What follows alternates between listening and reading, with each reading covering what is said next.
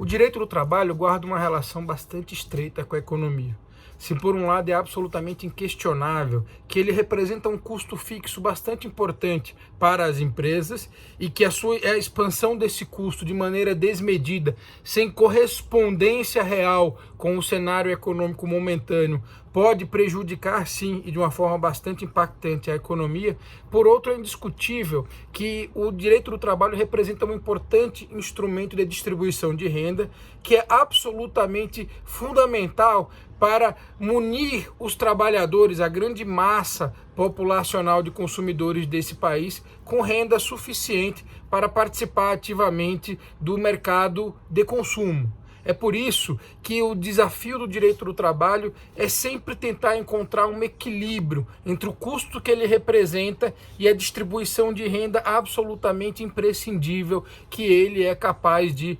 proporcionar. É natural que em tempos de prosperidade, em tempos de estabilidade econômica, a tendência seja termos uma certa expansão do direito do trabalho. E que em tempos de cenário econômico adverso, nós tenhamos uma retração do direito do trabalho. E também não é de se estranhar que a própria disciplina, que o próprio direito do trabalho tenha crescido desenvolvendo alguns institutos que nós chamamos de mecanismos de enfrentamento de crise econômica, como férias coletivas, suspensão do contrato de trabalho para qualificação profissional, redução da jornada e redução de trabalho mediante negociação coletiva com o sindicato, entre outros que nós poderíamos enumerar aqui nesse momento. O momento atual, essa grande crise econômica provocada pelo coronavírus, ela tem uma particularidade que é absolutamente indiscutível. Ela cria um novo cenário,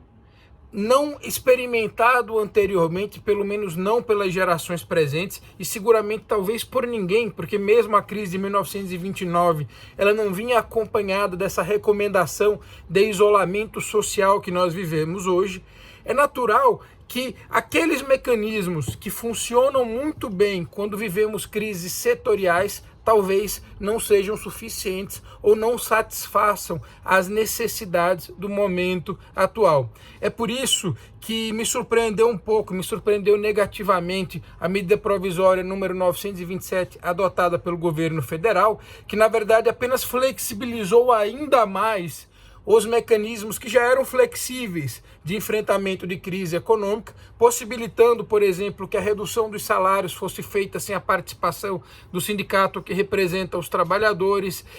que em situações excepcionais você tenha dispensa com redução das verbas rescisórias a serem pagas para os trabalhadores. Em um dado momento chegou a cogitar a suspensão do contrato de trabalho por 4 meses sem pagamento de remuneração alguma para o empregado, como uma estratégia para tentar preservar os empregos, e que estabeleceu que momentaneamente os contratos de trabalho, os contratos individuais de trabalho, prevaleceriam sobre os contratos coletivos e sobre a lei, mesmo que estejamos falando de trabalhadores com baixo poder aquisitivo e sem serem graduados, sem apresentarem um diploma de graduação.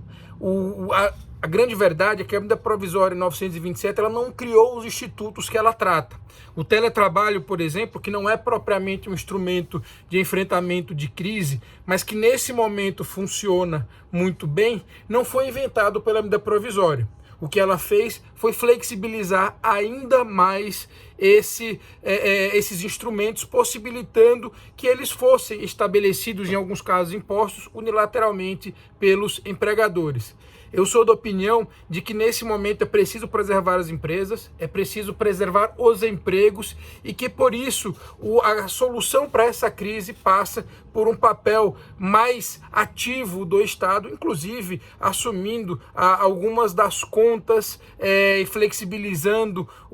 a cobrança de tributos e pagando também o preço por algumas das questões dos direitos trabalhistas que estejam em discussão.